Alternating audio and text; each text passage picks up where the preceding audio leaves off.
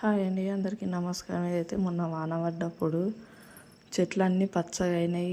కోకిల సప్పుడు అయితే వినబడుతుందని వీడియో తీసినాయి, అదేమో కట్ చేసినట్లున్నా. మొత్తం అయితే ఈ లొకేషన్ మొత్తం పొద్దున్న ఇంత మంచిగా అయితే ఉన్నది మా ఇంటి దిక్కు.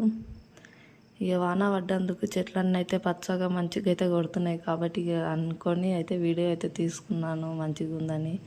నా యూట్యూబ్ ఛానల్ ఫస్ట్ టైం చూసినట్లయితే లైక్ కొట్టండి, షేర్ చేయండి, సబ్స్క్రైబ్ చేయండి. ఇక మీద వీడియోలు తీసుకుంటుంటే సరిపోదని ఇక కింద గిన్నెలు అయితే ఉన్నాయని ఇక కిందికి వచ్చి బియ్యం కడిగి పొయ్యి మీద పెట్టి గిన్నెలు అయితే తోముకోవాలి.